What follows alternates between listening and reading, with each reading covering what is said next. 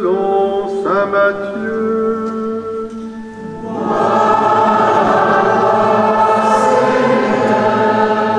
Au chapitre 22e, des versets 15 à 21.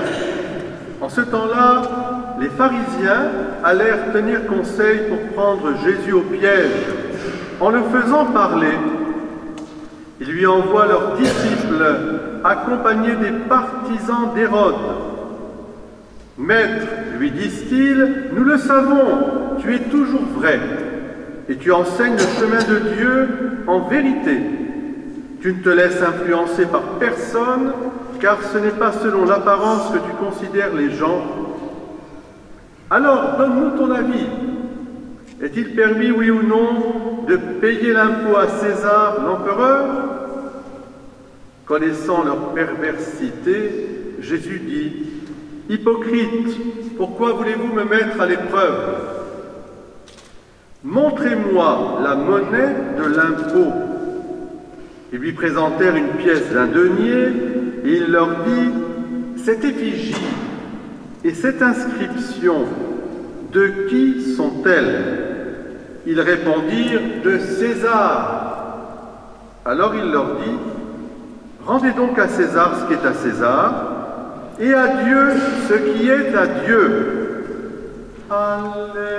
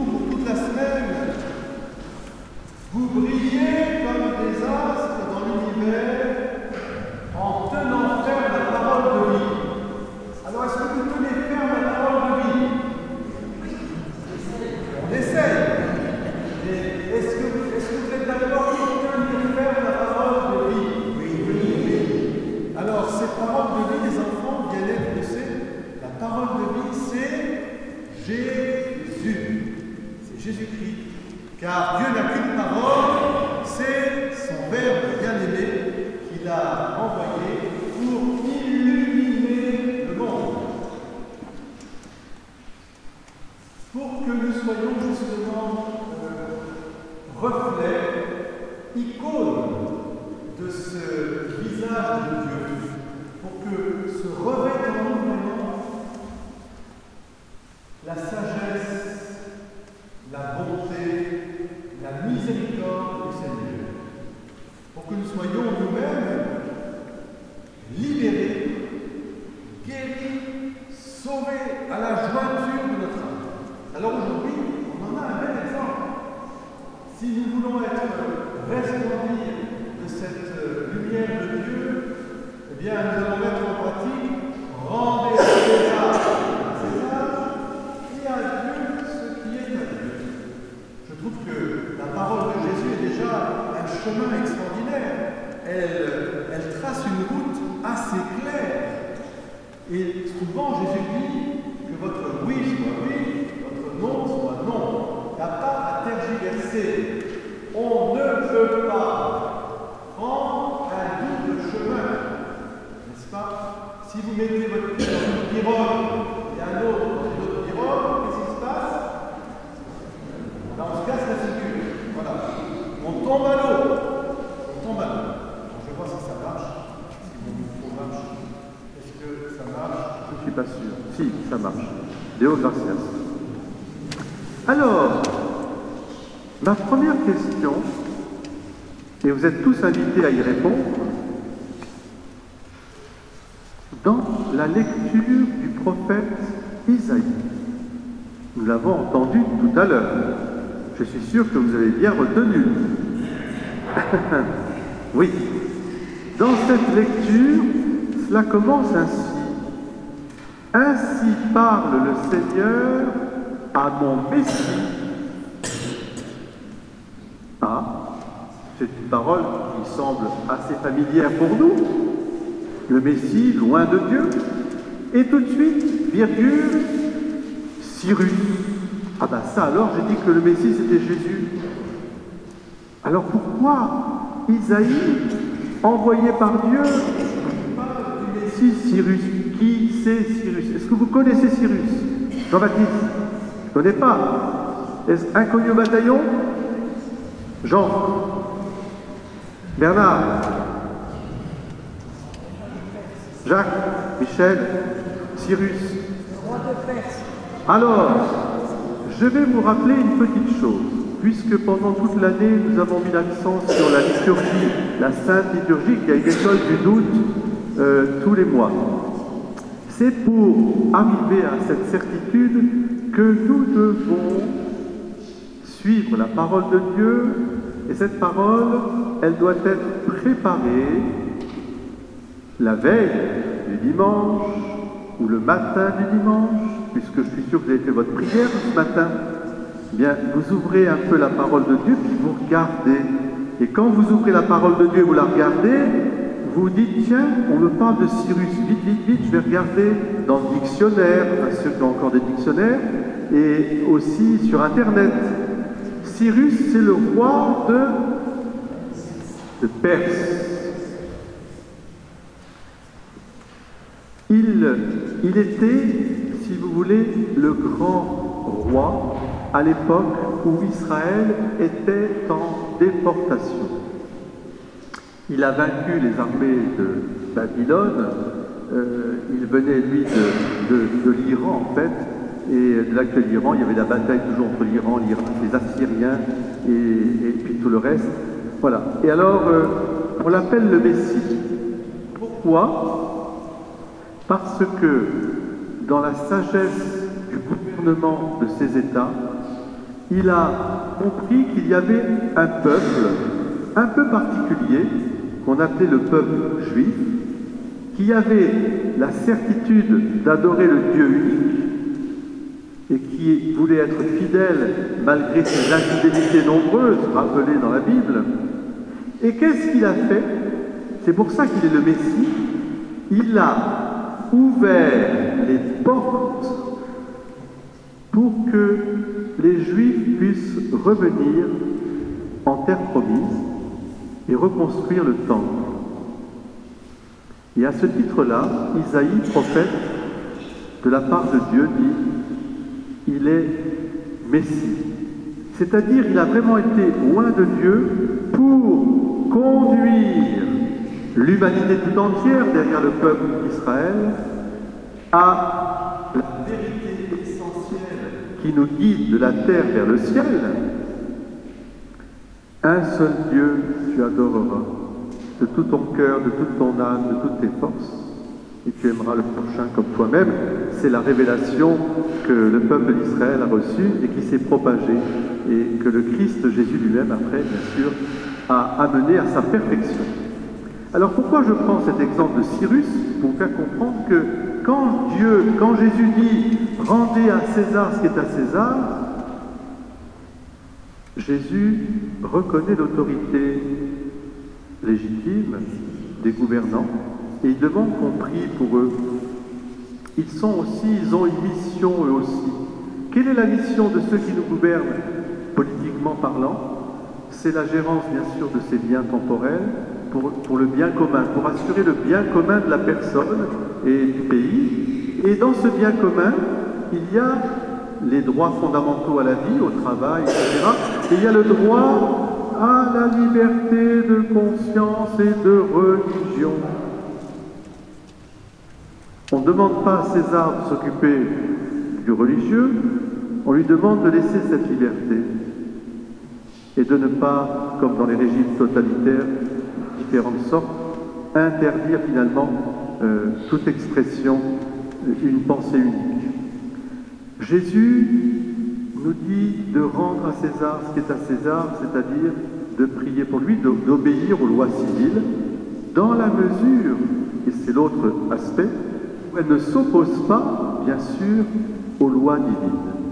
Rendre à César ce qui est à César, qui doit rester César et ne pas se prendre pour Dieu, et rendre à Dieu ce qui est à Dieu, et pour nous, l'autre pendant, c'est éviter aussi de penser que les religieux, comme les pharisiens, les ceux qui étaient à Hérode, mais c'est vrai pour nous, doivent s'occuper de la gérance des biens temporels, comme si c'était notre domaine d'action.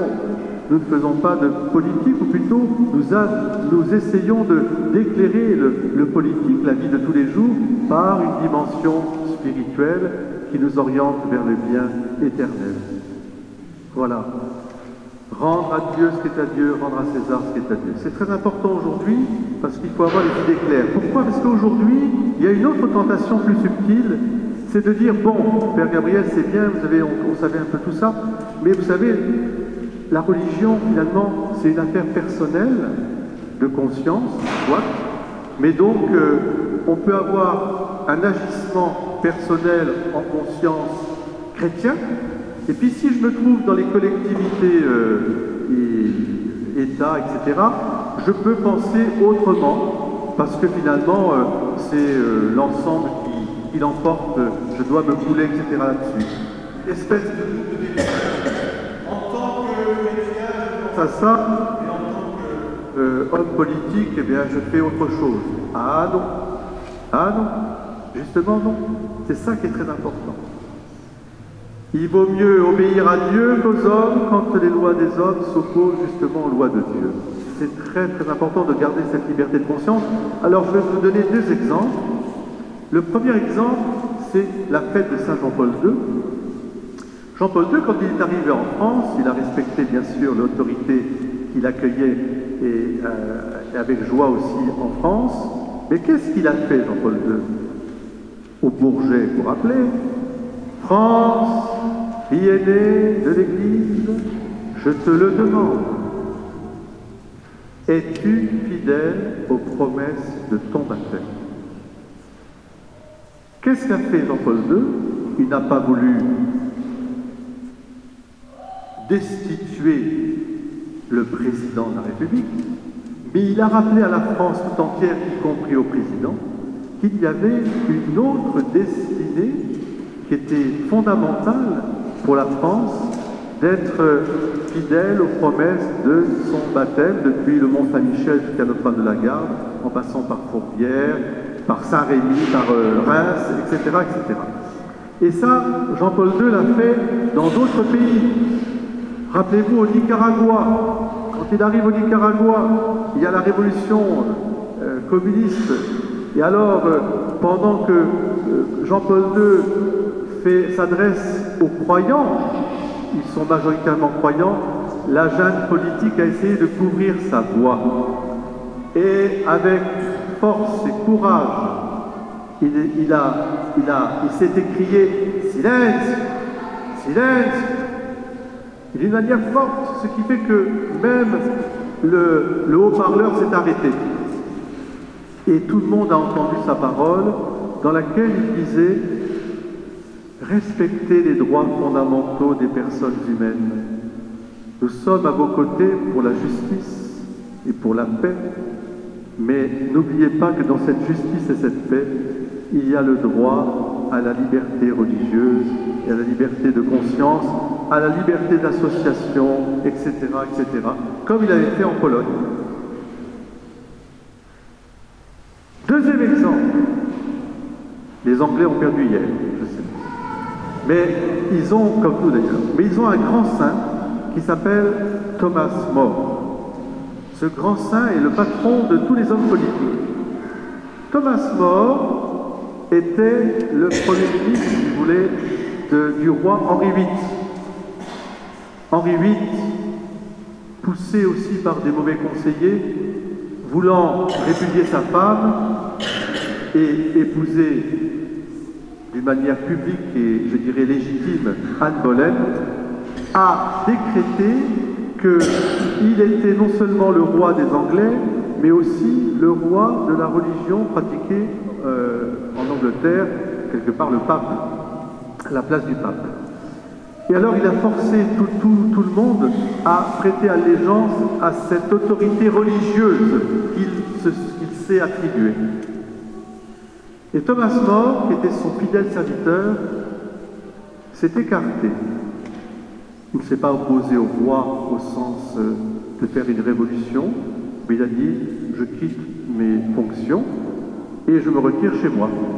Mais évidemment, les ennemis étaient le chercher pour le forcer à faire allégeance au roi en tant qu'autorité religieuse. Et vous savez la suite, donc il n'a jamais bien sûr refusé, dans un silence respectueux. Et ensuite, quand il a été condamné à mort, il a dit « voilà, je rends à César ce qui est à César, c'est mon roi, je l'ai toujours servi avec fidélité et avec honneur, et c'est un ami même pour moi, c'est un frère.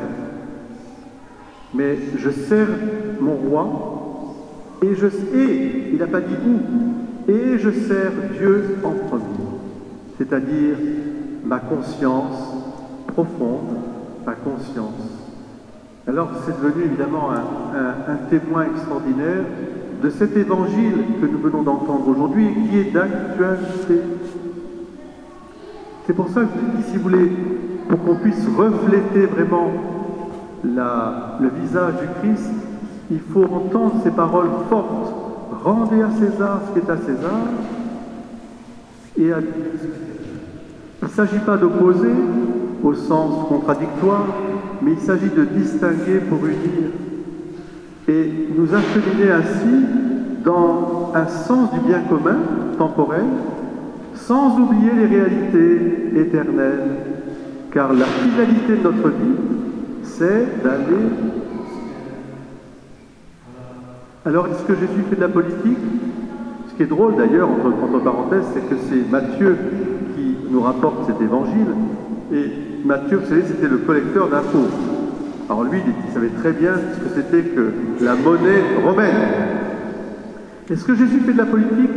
Il fait, oui, de la politique au sens de redonner du sens au gouvernement et à notre vie ici-bas. Il redonne un sens profond. Il ne fait pas une politique de parti, il donne un sens profond. Et surtout, il unifie notre vie. Je peux être heureux de rendre à César ce qui est à César et à Dieu ce qui est à Dieu. Que le Seigneur nous donne cette conscience profonde et cet engagement. Alors, ne jamais séparer l'un et l'autre et unifier votre conscience à ce niveau. Nous demanderons ça à Jésus, à la Vierge Marie, à Cyrus, il a été nommé Messie, vous vous rendez compte, incroyable. Nous demanderons ça aussi à Thomas More et bien sûr Saint Jean-Paul II qui veille aussi sur notre Europe, notre vieille Europe de droit. Alléluia.